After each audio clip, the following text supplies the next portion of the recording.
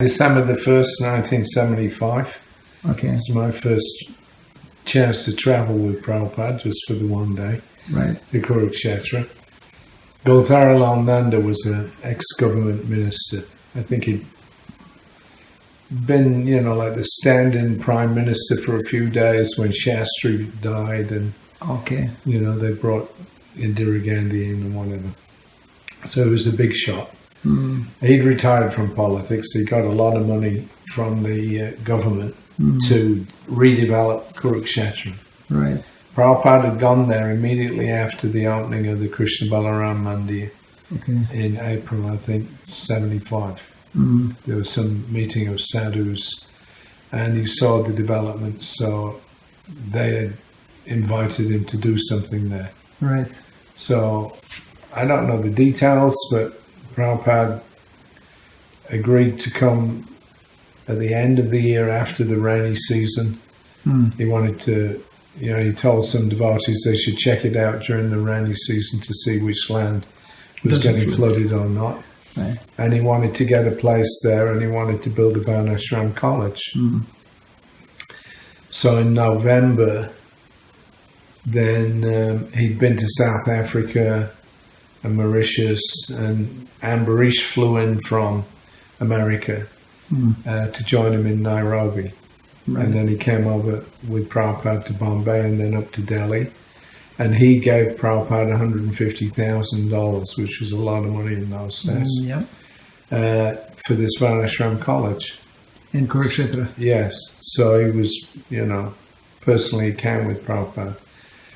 And in late November, Golden Nanda turned up in Delhi and chatted with Prabhupada, and then they discussed that they would meet together on the 1st of December in Kurukshetra. So we went there. Harikesh Hansadutta was the new secretary. Prabhupada, Gopal Krishna, they were in one car. And Chaita Guru, Punjabi devotee, myself and Ambarish were in the second car. And we drove there. And we spent most of the morning and early afternoon looking around Brahma Sarovar. And,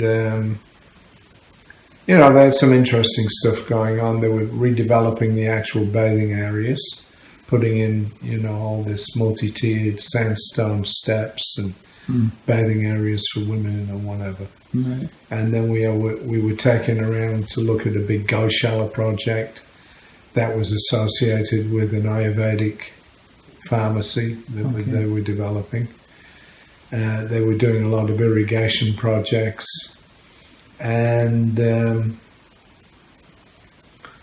we stopped around midday. They put us up in a motel room for the afternoon.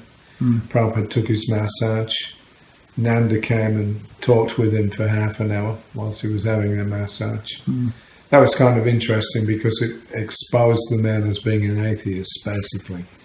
He got all this money to develop Kurukshetra. But when Prabhupada started quoting from Bhagavad Gita, Vivasvan, and Manu and Ikshvaku, right. He was bewildered. He said, well, do you mean that literally? That the message was spoken to the sun god? Prabhupada said, yes, it's Bhagavad Gita. So he didn't say anything. But Prabhupada told him he should take sannyas and preach Bhagavad Gita around the world. Wow. Well, that was too much for him. He was literally shaking in his seat at the thought of taking sannyas. Anyway, so after lunch, and Prabhupada had a nap, then they invited him to go to Kurukshetra University. So he went there. I stayed back, but Prabhupada left a few of his books in the university. It was amenable. And then that was it. Nandadi left us.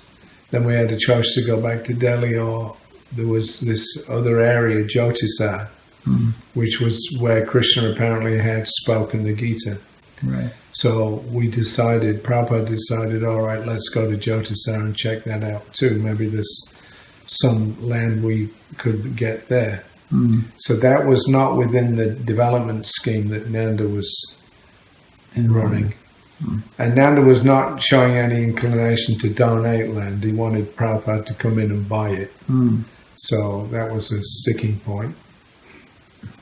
Anyway, we went to Jyotisar, much smaller place, but very wonderful atmosphere there. There was this banyan tree with a half life-size deity in white marble of Krishna and Arjuna on a chariot with 4 horses.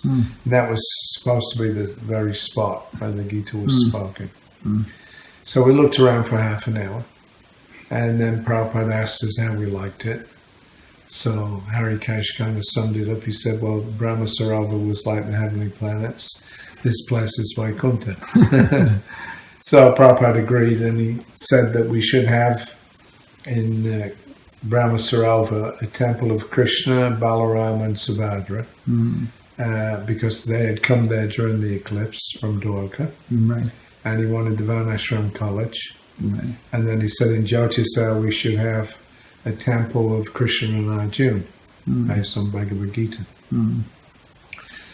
Chaitaguru was deputed to do the negotiations and try and get free land. Right. So nothing happened for years and years.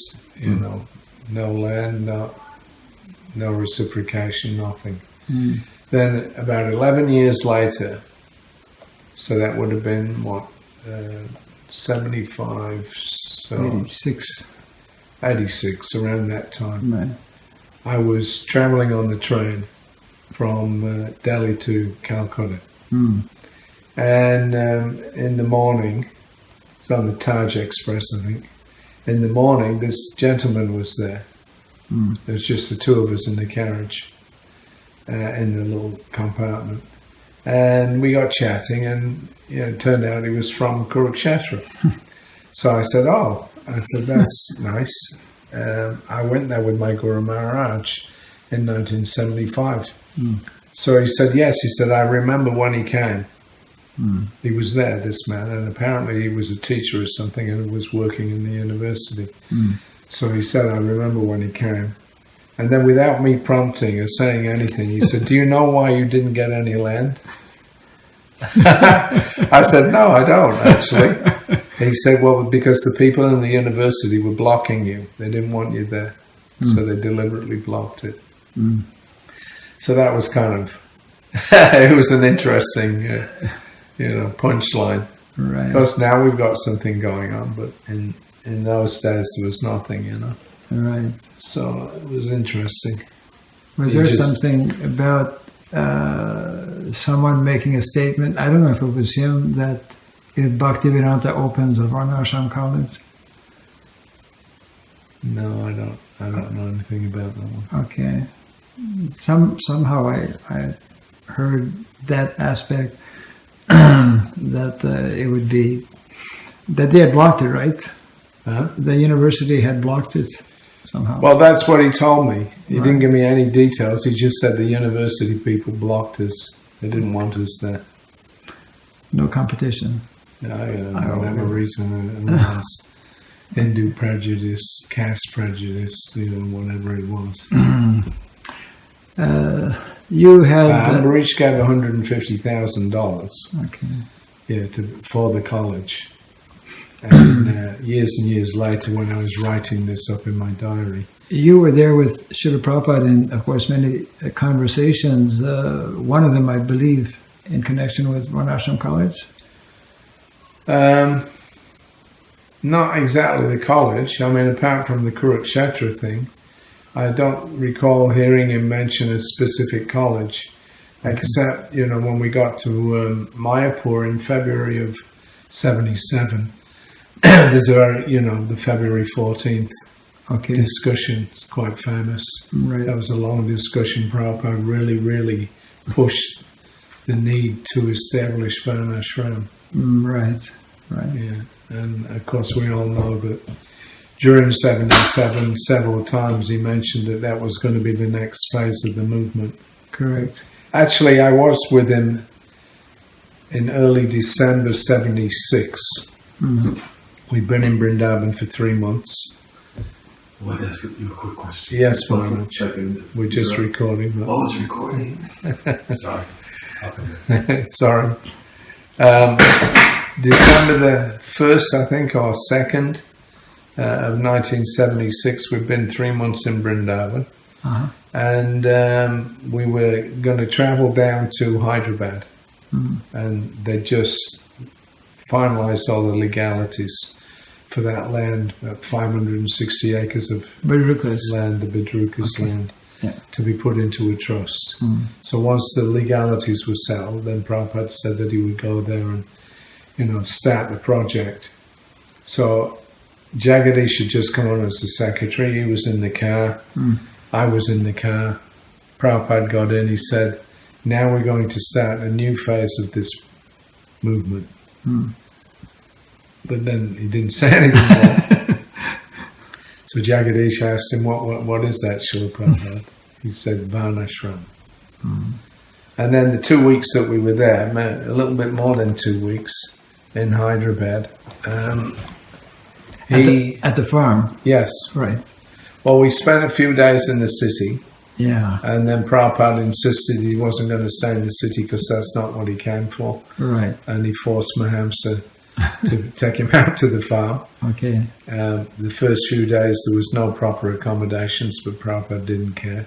Right. And he spoke quite extensively about his plan, and it was a simple plan, just that we had all this land. We would have a pandal every night, distribute first-class prasadam, have chanting. Gradually the local villagers will become attracted. Then after some time they'll become devotees. Right. And then we can move them on the land. They're farmers, so they'll continue with their occupation. Right. And he wanted little clusters of houses, like a dozen houses, all around the land. Right. Each cluster or hamlet would have its own small Vishnu temple. Prabhupada said it could be any deity of Vishnu, whoever they like, because they're attached to Balaji, and Yeah. so or Radha Krishna, it could be Lakshmi Narayan, Balaji, whoever. And we would just train them how to worship in the morning. Right. Then they go out and they do their farming in the daytime. Right. And then again come back at night, have kirtan and prasadam, do some puja in the temple. And that was it. That was the whole scheme. Very, very simple. Simple. The whole point is just to make people into devotees. Correct. Nothing complex. No mention about division of labor and that stuff. These people were already farmers. So let them continue with their occupation. Correct. So he spent, I think, about 16 days or something, 14 or 16 days. Long time. Yeah, it was quite long, actually. And Prabhupada really liked it. He was in his element. He told me, he said, I'm a city boy, but he said, I always liked living in the country. So Amazing, eh? How Prabhupada being from the city. Yeah, he was happy there. Very peaceful and quiet, He liked to sit out in the sunshine. That nice picture of Prabhupada under a big tree there.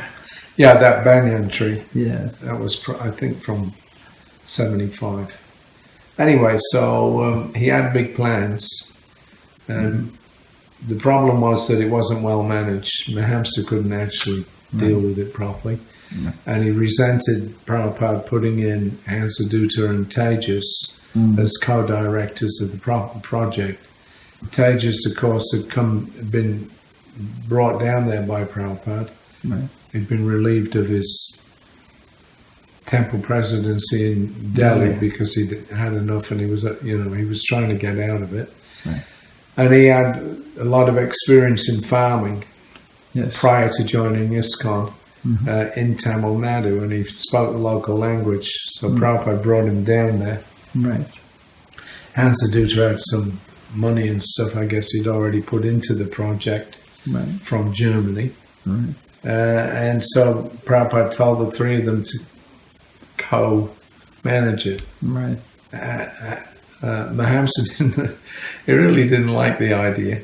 And on the last day he came to see Prabhupada whilst he was taking his massage and very gently complained, why do I have to have Hansadutta and Tejas? I got this land, I arranged everything, I got the city temple.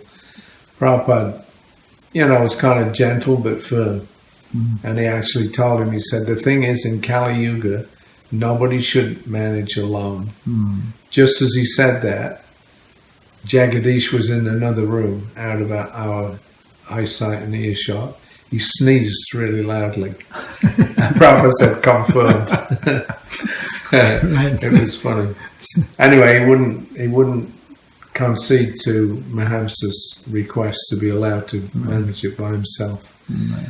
And within a month of Prabhupada leaving there, the whole program that he'd set up, having a pandal every night, had collapsed. The prasadam distribution was a disaster. And then, of course, after Prabhupada left, then the whole thing blew apart with the Bidrukas and whatever. So anyway, that's a long history. Correct. But that was Prabhupada's idea. And then, 2 months later, we're in Mayapur, and then we had that long conversation about introducing Varnashram, not because we need it in ISKCON, but we need to set an example for the world to follow. That was his idea. He said, otherwise, we're Vaishnavas, we don't need it. But people, need to be shown how to live in a civilized way. Otherwise, then it'll be more difficult for them to take up Krishna consciousness. So, anyway, that one's a famous conversation. There's lots been said about that. But that was my main experiences with Prabhupada and Varnashram. Is it that Prabhupada felt that we as devotees, of course, we're in one sense above, Vaishnavism is above these material designations. On the other hand, how many of our devotees are totally, Well, Prabhupada didn't make that point because we asked him during that conversation, well, aren't we supposed to be Vaishnavas? Prabhupada said, the thing is that they're not even chanting 16 rounds. So they weren't even following the basics. So for those class of people, even devotees, the farming communities were what he was recommending. Can I just stand up? Yeah, please. Yeah. I think he had mentioned it's not so easy to be Vaishnava, right? Yes. Yeah, Prabhupada. Well, I can't remember all the details, but if you read that, right. So it's all in there. Yeah. We raised certain philosophical, not exactly objections, but there were things that Prabhupada himself had told us. That as Vaishnavas we don't need it. Right. He explained why he wanted it nevertheless. Right. Okay. Thank you very much, Prabhupada.